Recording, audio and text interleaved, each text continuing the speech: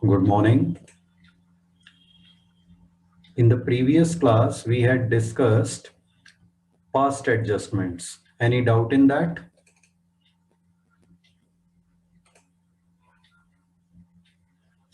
Okay, today we will discuss reconstitution of partnership.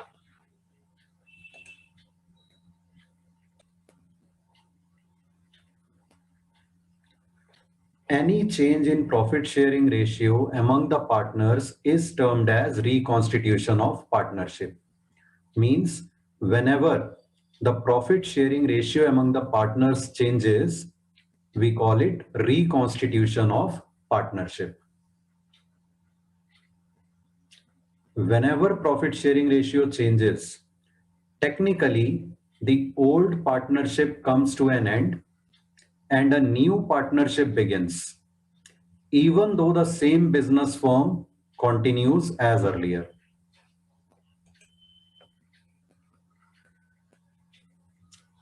Certain items need to be treated in accounting so that no partner makes unjustified gain or unjustified loss because of this change in profit sharing ratio. Profit sharing ratio जब भी change होगा, किसी partner का gain होगा जिसको अब ज्यादा share मिलने लग जाएगा, और किसी पार्टनर का लॉस होगा जिसका शेयर कम हो जाएगा.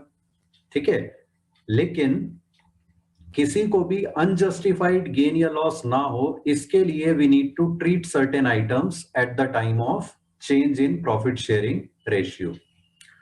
Whatever gains or losses are there till the time of change, means before the change in ratio, they belong to old partners in their old profit sharing ratio. And from the date of change in profit sharing ratio, any gains or losses that occur, they belong to new partners in new profit sharing ratio. New ratio among the partners may be given directly in the question, or it may have to be calculated as per the wording of the question. Let's see this illustration. A, B, C were sharing profits in the ratio of 3:2:5. Write it down. Calculate new profit sharing ratio in the following cases. First is C takes 1/10 share from A. Case B, C takes 1/5 share. And how does C take it? Equally from A and B. That means 1/10 from A, 1/10 from B. Third part is A, B, C decide to share future profits equally. And D part, C takes 1/4 share of A and 1/4 share of B. ये question लिख लो, फिर इसे solve करते हैं.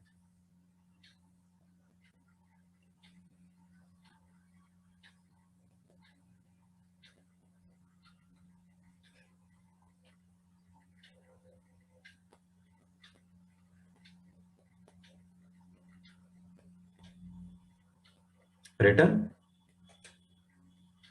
Now let us see. Write like this: A, old share plus minus gain oblique sacrifice equals new share.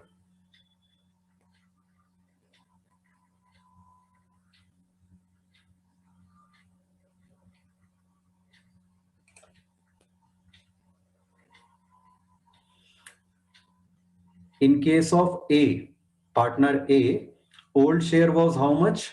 3/10. 3 plus 2, 5 plus 5, 10. So 3/10. Old share was 3/10. C takes 1/10 share from A. 3/10 में से 1/10 चला गया C को. तो अब A के पास new share कितना बचा? 2/10. लिखते जाओ ये साथ साथ. B के केस में old share was 2/10, but B has not given anything, has not gained anything, so sacrifice or gain of B is 0. So B's share remains same, that is 2/10 as earlier. In case of C, old share was 5/10. Now C has got 1/10 more from A. So new share of C is 6/10. So new share or new ratio, new profit sharing ratio among A, B and C is 2:2:6.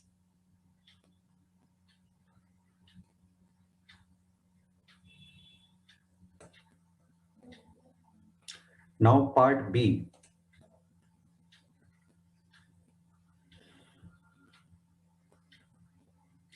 C takes 1/5 share equally from A and B. C को 1/5 share और मिल रहा है. कहां से मिल रहा है? A और B equally दे रहे हैं, मतलब हाफ हाफ. तो 1/5 का हाफ कितना हुआ? 1/10. That means 1/10 share C is getting from A and 1/10 share C is getting from B. So A के केस में old share 3/10 given to C 1/10. So remaining new share is 2/10.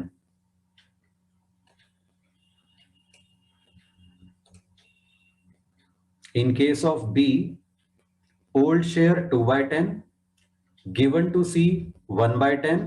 So new share, remaining share is 1/10.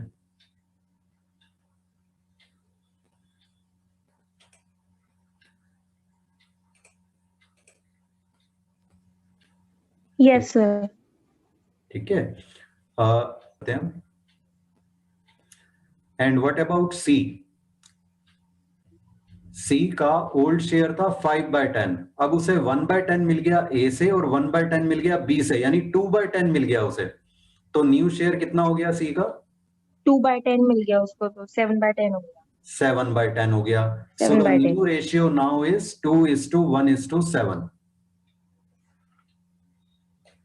Yes, sir. ठीक है. Yes, sir. C part. A, B, C decide to share future profits equally. तो इसमें तो new ratio directly दे दिया 1:1:1. 1, हाँ, तो 1/3 और 1/3 आएगी सबकी. Yes. Now we come to D part. C takes 1/4 share of A. अब देखो वर्डिंग बहुत ध्यान से पढ़नी होती है क्वेश्चन की. एक वर्ड से पूरा मीनिंग चेंज हो जाता है. ठीक है. बी पार्ट में, ए और बी पार्ट में लिखा हुआ था फ्रॉम ए, 1/10 फ्रॉम ए. तो मतलब ए 1/10 ले लिया. लेकिन यहाँ पे दिया हुआ है 1/4 ऑफ ए, यानी ए के शेयर का 1/4. यहाँ पे मल्टीप्लिकेशन होगा. यस, जहां पे लिखा था 1/10 फ्रॉम ए, मतलब टोटल प्रॉफिट का 1/10 ले लिया ए से. लेकिन यहाँ पे लिखा हुआ है 1/4 ऑफ ए, यानी ए का जितना शेयर था उसका 1/4 ले लिया. ठीक है. Yes sir. तो ए का ओल्ड शेयर था 3/10. Yes sir. 3/10 का 1/4 सी ले गया. तो इसे हम ऐसे दिखाएंगे 1 माइनस 1/4 ऑफ 3/10 ब्रैकेट्स में. यस. तो 1/4 3/10 का कितना हुआ? 3/40. Yes sir. और अगर इसे भी हम 40 की टर्म्स में लाएं ओल्ड शेयर को, तो 12/40 हो जाएगा. 3 × 4 10 × 4. Yes sir. Yes sir. So 12 minus 3/40. That means A's new share is 9/40. 9/40. Similarly, in case of B, old share was 2/10. Yes, sir. 2/10 का 1/4 चला गया C को. That means 2/40 चला गया. Yes, sir. 2/10 को अगर हम 40 के डिनोमिनेटर में लाएंगे तो न्यूमरेटर क्या हो जाएगा?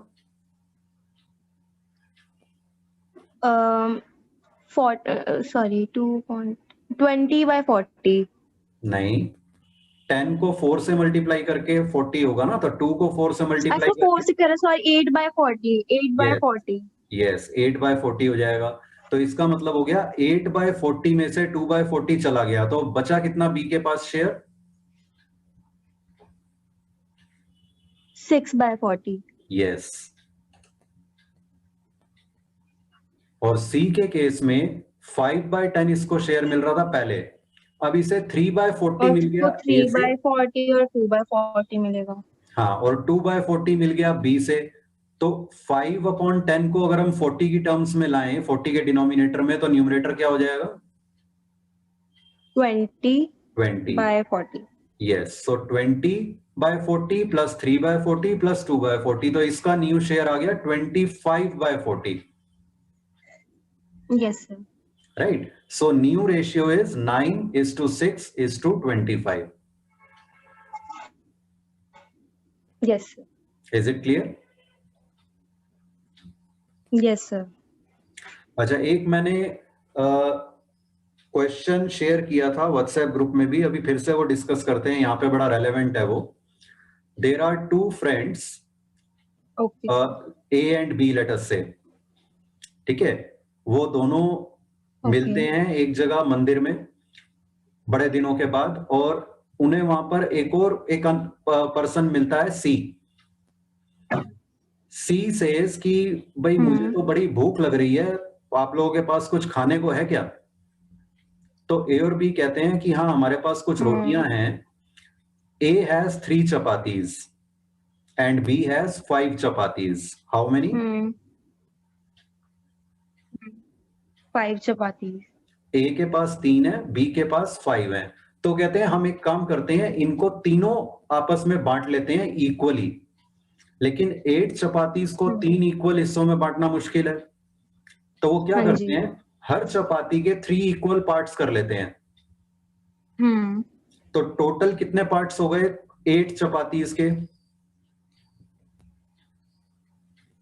24। 24। अब वो तीनों उसमें इक्वली बांट लेते हैं, मतलब each of them gets 8 parts. 8 parts. ठीक है, सी तीनों खा लेते हैं। उसके बाद सी कहता है कि भाई मुझे भूख बहुत लगी हुई थी, लेकिन ऐसा नहीं है कि मेरे पास पैसे नहीं है, लेकिन आसपास कोई रेस्टोरेंट नहीं था, कुछ नहीं था, इसलिए मैंने आप लोगों से हेल्प मांग ली।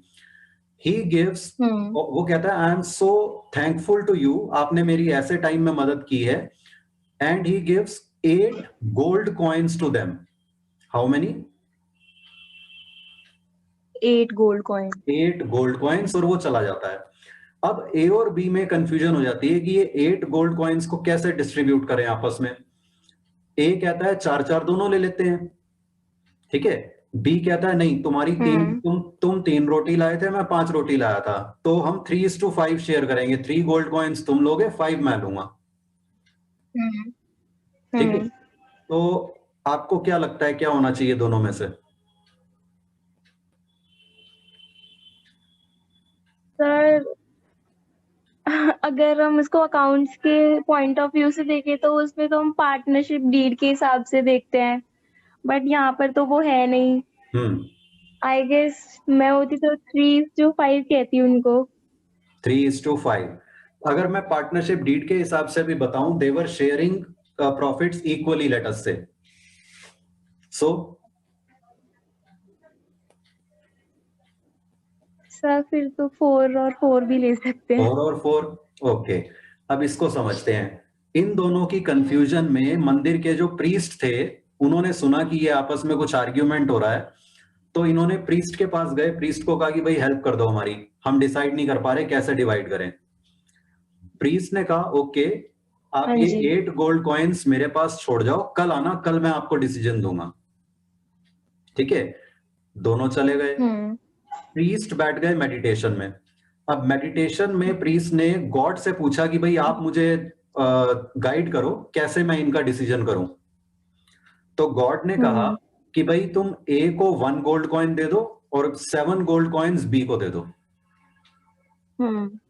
प्रीस्ट ने कहा ये क्या बात हुई भाई, ये क्या हिसाब हुआ, एक ए को सिर्फ 1 और बी को 7? तो गॉड ने कहा आप ध्यान से सोचो किसने कितना सेक्रीफाइस किया है। ए के पास कितनी चपाती थी? 3।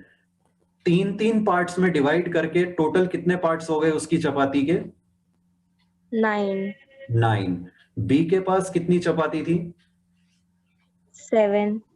No sorry 5। 5। 3 पार्ट्स करके टोटल कितने हो गए? 15। 15। तीनों ने कितने कितने पार्ट्स कंज्यूम किए, ए बी और सी ने? 8 ईच। तो ए के पास 9 पार्ट्स में थे, जिसमें से 8 तो उसने खुद ही कंज्यूम किए। उसने सी को कितना पार्ट दिया?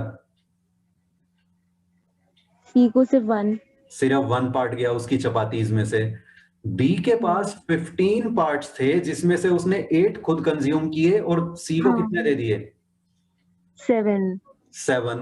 तो इसलिए ए का सेक्रीफाइस क्योंकि 1 है, 1 पार्ट है 24 में से, और बी का सेक्रीफाइस है 7 24 में से, इसलिए बी को 7 गोल्ड कॉइन्स मिलने चाहिए, ए को 1 मिलना चाहिए।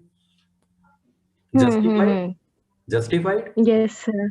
That is God's justice, and that is the principle we apply in partnership also. अब अगर आप इस तरह से लो, ए और बी 2 पार्टनर थे जो इक्वली प्रॉफिट शेयर कर रहे थे, अब एक थर्ड पार्टनर आ गया, वो भी इक्वली शेयर करेगा। मतलब पहले 1/2 1/2 हो रहा था, अब 1/3 1/3 1/3 होगा।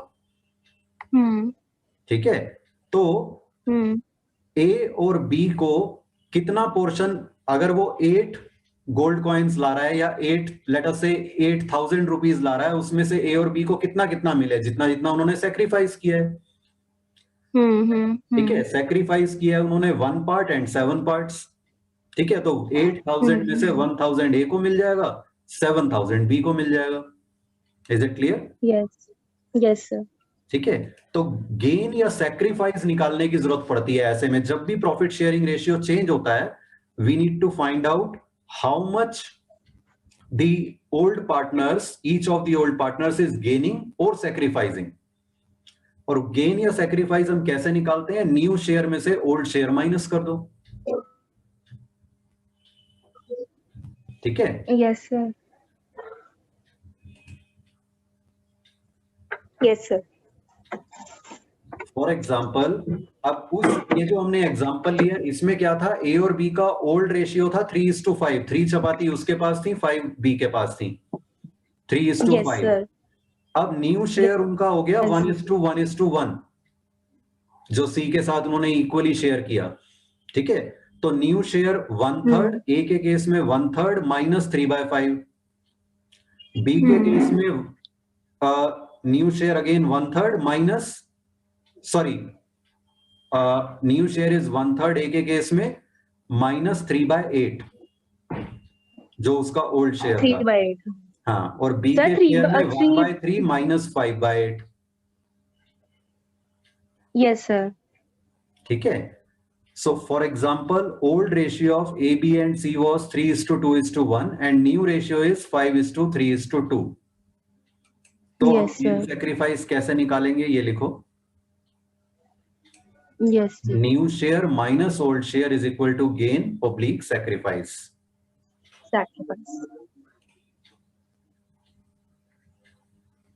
इन case of a 5/10 new share है। Yes sir. और ओल्ड शेयर कितना था? 3 + 2 + 1 6, so 3/6 was old share. Yes sir. इसका एलसीएम आया 30, तो 15 हो जाएगा। 5 × 10 × 3 30, 5 × 3 15। Yes sir. 6 × 5 30, 3 × 5 15। तो ए का ना गेन है ना सेक्रीफाइस है, क्योंकि उसको पहले जितना मिल रहा था उतना ही मिल रहा है। पहले 5/10, 10 का हाफ 5, अब 3/6 यानी 6 का हाफ 3, तो पहले भी हाफ शेयर मिल रहा था, अभी भी हाफ शेयर मिल रहा है। So no gain no sacrifice. Yes sir. Sir ये तो हमको देख के भी पता चल रहा है, अगर मतलब माइनस ना भी करे तो, क्योंकि 5/10 भी 1/2 ही होता है, 3/6 भी 1/2 होता है। एब्सोल्युटली एब्सोल्युटली, वेरी हमको यस। बी के केस में देखते हैं अब 3/10 माइनस 2/6। ठीक है, एलसीएम अगेन 30। यस। ठीक है, तो 9 हो गया माइनस 10, इसका सेक्रीफाइस आ रहा है -1/30। Yes sir. Now in case of C 2/10 new share है, ओल्ड शेयर था 1/6, again LCM 30, So 2 3s are 6 and 1 5s are 5. 6 minus 5 1/30 इसका गेन हो गया। यस। सर हमको जैसे यूजुअली हमको देख के भी पता चल जाता है कि गेन होगा या सैक्रिफाइस होगा, तो अब जैसे सैक्रिफाइस के केस में हमने -1/30 लिखा, तो इसकी जगह पे अगर हम इसको ओल्ड माइनस न्यू करते तो खाली 1/30 आता, तो हम इसको ओल्ड माइनस न्यू लिख सकते हैं, फिर न्यू माइनस ओल्ड ही लिखना पड़ेगा? नहीं लिख सकते हैं, वैसे भी लिख सकते हैं। Okay sir. ठीक है, बस आपके माइंड में कॉन्सेप्ट क्लियर होना चाहिए। न्यू माइनस ओल्ड कर रहे हो तो प्लस वाला गेन होगा, माइनस वाला सैक्रिफाइस होगा। Yes sir. Old minus sir new कर रहे हो तो मतलब ऑपोजिट हो जाएगा। एक ही क्वेश्चन में दो अलग-अलग फॉर्मूला नहीं लगा सकते? ओल्ड माइनस न्यू भी लगा दिया, न्यू माइनस ओल्ड भी लगा दिया। नहीं नहीं, वो फिर कंफ्यूजन क्रिएट हो जाएगी, आप खुद कंफ्यूज हो जाओगे किसका गेन हो रहा है किसका सैक्रिफाइस हो रहा है। Okay sir. ठीक है, एक चीज आप नोटिस करोगे, टोटल जितना गेन होगा उतना ही सैक्रिफाइस होगा। बी का देखो जितना सैक्रिफाइस है -1/30, उतना ही सी का गेन है 1/30। Yes sir. ठीक है, सपोज वो यहाँ पे फिर एक जर्नल एंट्री में कंपेंसेशन भी हम उसी हिसाब से करते हैं, वो हमेशा हमारा फिर डेबिट क्रेडिट मैच करता है। एब्सोल्युटली, सपोज यहाँ पर ए का भी सैक्रिफाइस आता -1/30, बी का भी होता -1/30, तो उस केस में सी का गेन होता 2/30। 2/30। ठीक है, क्योंकि सारे गेन और सैक्रिफाइस का टोटल जो सम होगा वो हमेशा 0 होगा, नलीफाई हो जाएगा। Yes sir.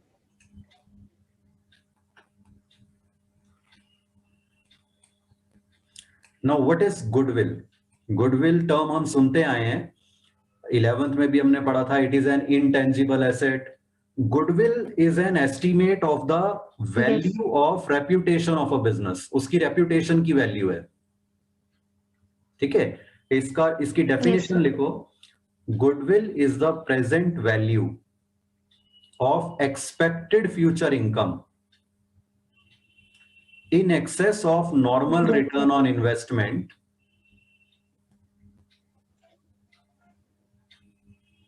yes sir, or the excess of price paid for purchase of a business over its book value। Book उसको नेटवर्थ भी कहते हैं, बिजनेस की बुक वैल्यू को। ये लिख लो पहले, फिर समझते हैं इसका मीनिंग।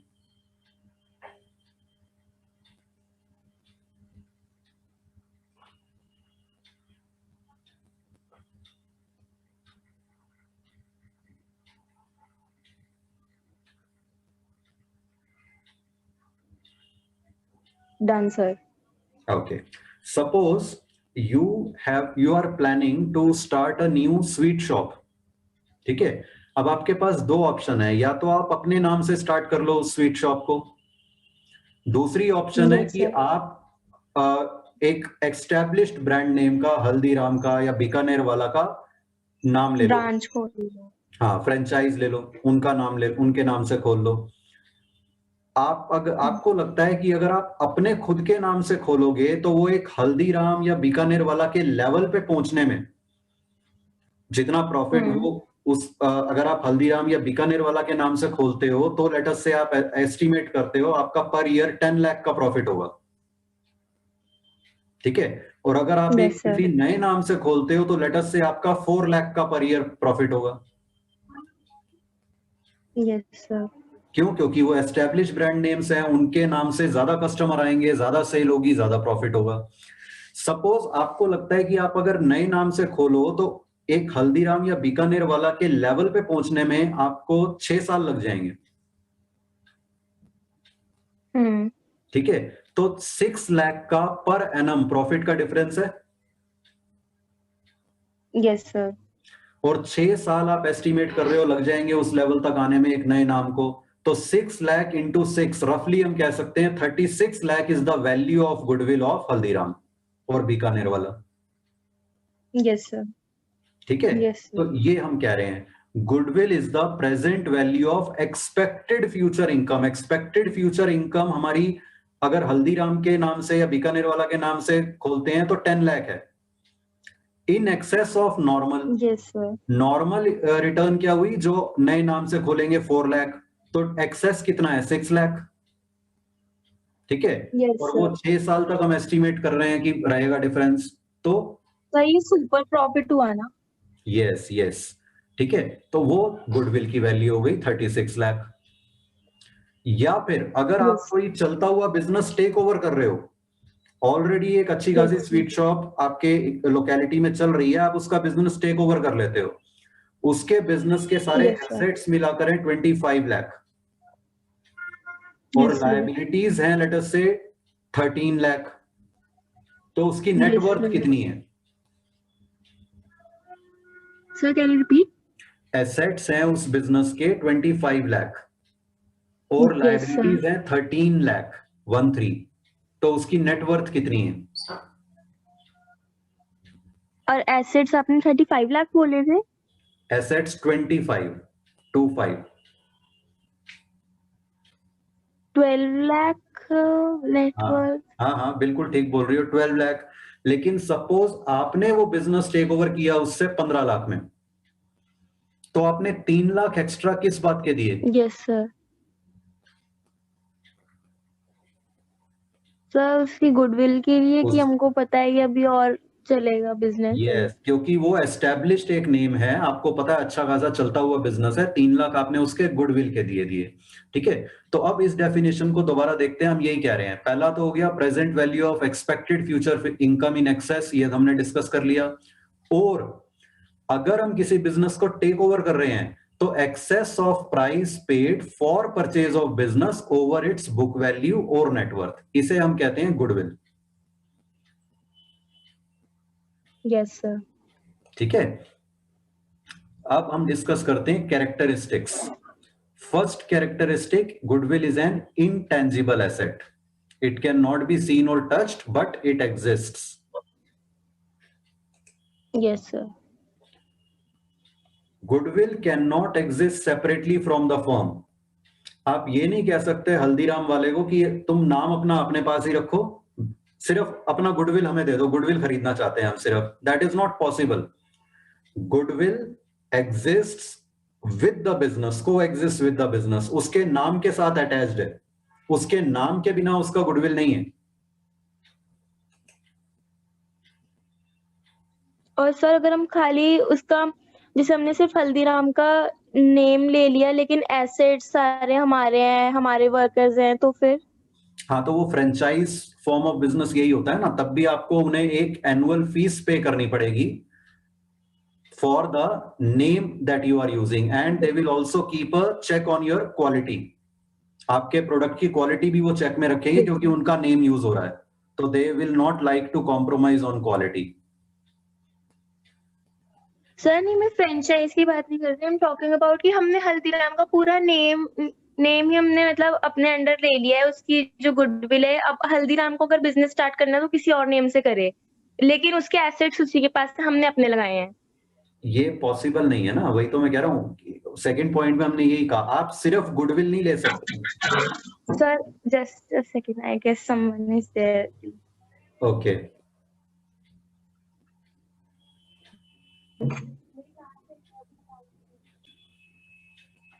तो आप बिजनेस से सेपरेट गुडविल नहीं खरीद सकते कि उसके एसेट भी उसके पास रहेंगे, उसकी लायबिलिटीज भी उसके पास रहेंगी, ठीक है, नाम भी उसका उसके पास रहेगा, फिर आपने लिया क्या? Yes goodwill sir. आप ऐसे नहीं ले सकते, yes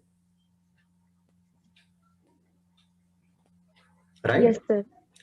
goodwill helps in earning higher than normal profits. Goodwill की वजह से एक्सेस प्रॉफिट्स मिलते हैं उसकी रेपुटेशन की वजह से। Goodwill attracts the customers to the firm, एक रेप्यूटेड ब्रांड के नाम से कस्टमर्स अट्रैक्ट होते हैं। And why does goodwill exist? It exist because of Yes, sir. Several factors. Good location की वजह से हो सकता है, पॉपुलर ब्रांड की वजह से हो सकता है, क्वालिटी आपके प्रोडक्ट्स की अच्छी है इसलिए आपका गुडविल ज्यादा हो सकता है, आपकी सर्विसेज बहुत अच्छी हैं इसलिए गुडविल। मेन तो ये है quality of product and service, that is the main factor giving rise to goodwill. Yes, sir. Value of goodwill is estimated, exact value कोई नहीं बता सकता गुडविल की, सिर्फ एक एस्टिमेट किया जा सकता है गुडविल की वैल्यू को। Yes, sir. Now, there is an accounting standard AS26. According to this accounting standard, goodwill being an intangible asset is amortized over its useful estimated life. Goodwill should not be recognized or recorded in books of accounts unless a consideration is paid for it. ये लिख लो. Yes, sir.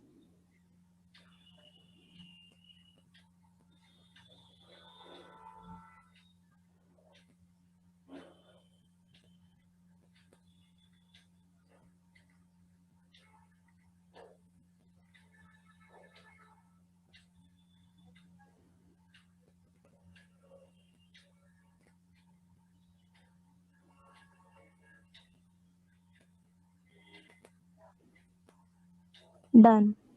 Okay, अब इसका क्या मतलब है? अगर हमने किसी बिजनेस को टेक ओवर किया है और उसको गुडविल की पेमेंट की है, तब हम गुडविल को बुक्स में दिखाएंगे, लेकिन धीरे धीरे करके उसे अमोर्टाइज कर देंगे. जितने टाइम तक हमें उसका बेनिफिट मिलना है, हमें लगता है उतने टाइम में हम उसे धीरे धीरे करके अमोर्टाइज मतलब राइट ऑफ कर देंगे. दूसरी चीज, अगर हमने गुडविल को परचेज नहीं किया है, कोई पेमेंट नहीं की है गुडविल के लिए, हम अपने ही बिजनेस का गुडविल एस्टिमेट किया है, तो फिर हम उसे बुक्स में, अकाउंटिंग बुक्स में रिकॉर्ड नहीं करते. ठीक है? तो goodwill can be of two types. One is purchased goodwill. जब हमने किसी बिजनेस को टेक ओवर किया तो उसको गुडविल की पेमेंट की, तो मतलब हमने गुडविल परचेज किया है. That goodwill is recorded in the books of accounts. And second is self generated goodwill. Self generated goodwill, हमारा जो बिजनेस चल रहा है ऑलरेडी, हमने सिर्फ उसके गुडविल को एस्टिमेट किया है, परचेज नहीं किया. This self-generated goodwill is not recorded in the accounting books. Okay sir. Sir वैसे हमको यूजुअली क्वेश्चंस में हमको जब बैलेंस शीट में दी हुई होती है एसेट साइड पे गुडविल, तो फिर वो परचेज गुडविल होती है हमेशा. यस यस, जिसको हम राइट ऑफ करते हैं फिर. बिल्कुल बिल्कुल. ठीक है. Need for valuation of goodwill arises whenever there is a change in profit sharing ratio. जैसे हमने वो चपातीज वाला एग्जांपल लिया था ना कि किसको कितनी गोल्ड कॉइन्स मिले. गोल्ड कॉइन क्या थी? एक तरह से वैल्यू ऑफ गुडविल है. तो किसको कितनी मिले? जिसने जितना सेक्रीफाइस किया है. तब हमें गुडविल की वैल्यूएशन की जरूरत पड़ जाती है जब भी रेशियो चेंज होता है. और at the time of sale of business और change in the form of business organization. इन सिचुएशंस में हमें गुडविल की वैल्यूएशन की जरूरत पड़ जाती है. क्या क्या फैक्टर्स अफेक्ट करते हैं गुडविल की वैल्यू को? First is efficiency. जितनी ज्यादा एफिशिएंसी होगी उतना बेटर, उतना ज्यादा गुडविल होगा, and vice versa. Good location can be one of the factors. Favourable contracts हो सकते हैं. कुछ आपके पास ऐसे कॉन्ट्रैक्ट्स हैं सप्लायर्स के साथ या कस्टमर्स के साथ जिसकी वजह से आपका गुडविल ज्यादा है. Benefit of patent. कोई नई टेक्नोलॉजी आपने इन्वेंट की है, उसके पेटेंट है आपके पास, सिर्फ आप यूज कर सकते हो वो टेक्नोलॉजी कुछ साल के लिए, तो उसकी वजह से आपका गुडविल हो सकता है. Access to supply. कुछ रॉ मटेरियल की सप्लाईज आपके पास इजीली अवेलेबल हैं. सपोज आपका कोई रिलेटिव है, उसने वो सप्लाई करता है रॉ मटेरियल, तो आपके पास सप्लाई रेगुलर बनी रहेगी, इसकी श्योरिटी है, तो आपका गुडविल उससे बेटर हो जाएगा. Customer satisfaction. Again I repeat, this is the main reason for goodwill. अगर आपके कस्टमर सेटिस्फाइड हैं आपकी क्वालिटी ऑफ प्रोडक्ट और अच्छी सर्विसेज से, उससे गुडविल बनता है. Yes sir. Past and current performance पे आपका गुडविल डिपेंड करता है. Valuation of goodwill. गुडविल को वैल्यू करने के कई मेथड्स हैं, वो अब हम नेक्स्ट क्लास में डिस्कस करेंगे. आज यहीं तक रुकेंगे हम. Any doubts up to here?